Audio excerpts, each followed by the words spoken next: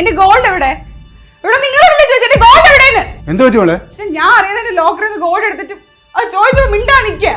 എനിക്കൊരു അത്യാവശ്യം വന്നപ്പോൾ ആ ഗോൾഡ് എനിക്ക് പണയം വെക്കേണ്ടി വന്നു. എന്താവശ്യം തന്നെ അവളുടെ ഗോൾഡ് എടുത്താണോ ചെയ്യേണ്ടത്? അതും അവളുടെ അടുത്ത് പറയാതെ. എനിക്ക് പറയാനുള്ള നിങ്ങളൊന്ന് കേൾക്കാദ്യം. അവസാനം എനിക്ക് നടന്ന കാര്യങ്ങളെല്ലാം അവരോട് തുറന്ന് പറയേണ്ടി വന്നു.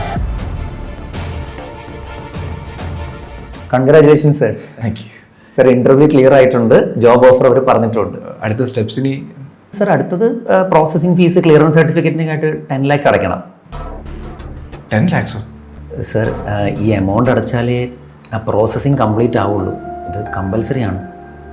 ആ വന്നാ അതെ, നമുക്ക് നാളെ തന്നെ ഇതൊക്കെ കൊണ്ട് ലോക്കറിൽ വെക്കണം കേട്ടോ. നാളെ കഴിഞ്ഞ പിന്നെ 2-3 ദിവസത്തേക്ക് ബാങ്ക് ഹോളിഡേ ആണ്. ഒരു മാസത്തിനുള്ളിൽ ഞാൻ ശരിക്കും തരാൻ പറഞ്ഞിട്ട് മാസം 2 കഴിഞ്ഞു. എന്തെങ്കിലും പ്രശ്നമുണ്ടോ? സർ അത് ചെറിയൊരു പ്രശ്നം പറ്റി. ഈ പേപ്പേഴ്സ് ഒക്കെ ക്ലിയർ ആവാൻ വേണ്ടിയും വിസ വരാൻ വേണ്ടി ഒരു 1 month, അത് മാത്രമേ ഉള്ളൂ. എടോ ഇപ്പം ഇങ്ങനെയൊക്കെ പറഞ്ഞാൽ എൻ്റെ കയ്യിൽ 5 പൈസ ഇല്ല. ഞാൻ ഇവിടെ പ്രാന്ത് പിടിച്ചിരിക്കുക. എനിക്കിനിയും വെയിറ്റ് ചെയ്യാൻ പറ്റൂല.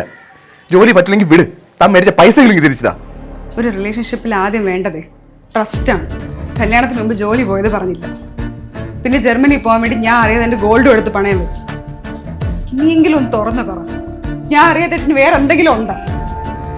എൻ്റെ ആവശ്യത്തിന് വേണ്ടി സ്വർണ്ണം ഞാൻ ബാങ്ക് ലോക്കറിൽ വയ്ക്കാതെ പണയം വെച്ചു. രേവതി അറിയാതിരിക്കാൻ വേണ്ടി ഫോണിൽ ബാങ്കിൻ്റെ നോട്ടിഫിക്കേഷൻ ഞാൻ ഓഫാക്കുകയും ചെയ്തു. മതിയാക്കടാ. അപ്പൊ നിന്റെ ഭാര്യ ഈ നെറ്റ്വർക്കിന്റെ ഭാഗമാണ്? അല്ല സാർ, അവർക്ക് ഇതിനെപ്പറ്റി ഒന്നും അറിയില്ല.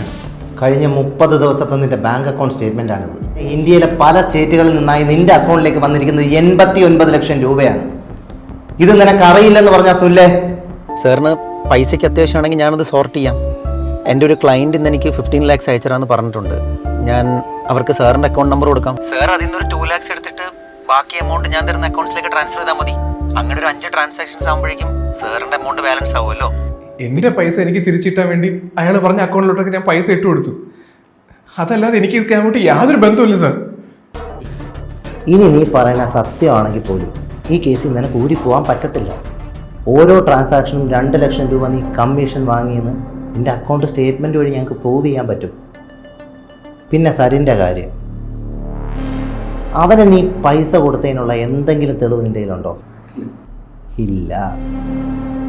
അപ്പോൾ ഈ കേസിൽ നീ തന്നെയാണ് പ്രതി.